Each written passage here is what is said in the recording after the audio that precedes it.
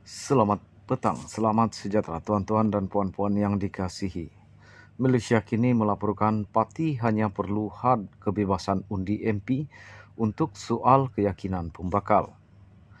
Bersih menggesa semua parti politik ingin meminda perlembagaan parti berkenaan kebebasan ahli parlimen untuk mengundi di parlimen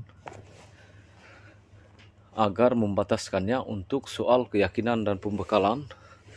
Gesaan itu susulan perjanjian muafakat kerajaan MOU antara Perdana Menteri Anwar Ibrahim dan pemimpin parti dalam kerajaan pimpinannya yang menimbulkan kebimbangan berkenaan pembatasan hak ahli parlimen untuk mengundi di Dewan Rakyat. Bersih berpandangan jika RUU berkenaan undang-undang dan malah perlembagaan yang dibawa kerajaan ditolak, ia tidak boleh dilihat sebagai hilangnya keyakinan terhadap kerajaan. Jika tidak, parti-parti boleh memaksa ahli-ahli parlimen mengundi ikut arahan parti untuk mengelakkan ketidakpercayaan kepada kerajaan, kata jawatankuasa pemandu Bersih dalam kenyataan hari ini. Bersih juga berkata pihaknya berharap dapat bertemu dengan Anwar dan Menteri di Jabatan Perdana Menteri, Undang-Undang Pembaharuan Institusi Azalina Osman Said serta Ketua Pembangkang Hamzah Zainuddin untuk membincangkan soal pengukuhan demokrasi pelbagai parti dan pemilihan secara lebih lanjut. Antara amalan terbaik yang dicadangkan Bersih termasuk keahlian dan jawatan pengurusi jawatan kuasa pilihan khas Parlimen GPKP melibatkan gabungan parti berdasarkan bilangan ahli parlimen persendirian yang bukan menteri speaker atau timbalan speaker dan bukan atas bilangan semua ahli parlimen. Pembahagian berdasarkan bilangan semua ahli parlimen akan memberikan perwakilan berkelebihan kepada parti-parti yang mempunyai ramai menteri, kata Bersih sambil menambah bahawa keanggotaan dalam GPKP perlu mengambil kira minat dan kepakaran ahli parlimen dan bukan secara sembrono dilantik oleh ketua parti.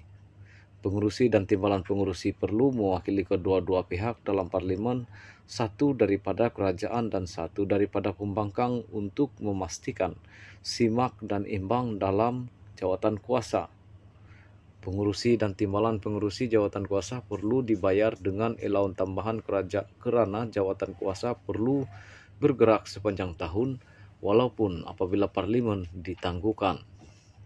Bersih juga membangkitkan pembentukan kerajaan berdasarkan rundingan di peringkat parti sebagai antara 10 cadangannya untuk kestabilan politik, namun menegaskan sebarang kompromi yang dibuat harus dihadkan kepada hal-hal yang diperlukan sahaja, yang tidak membawa kepada demonasi cabaran eksklusif. Selain Anwar, pengurusi BN Ahmad Zahid, Premier Sarawak Abang Johari Tun Oping GPS, Ketua Menteri Sabah Haji No GRS dan Presiden Warisan Muhammad Safi'i Abdal turut menandatangani perjanjian itu dalam satu acara di Putrajaya Jumaat ini.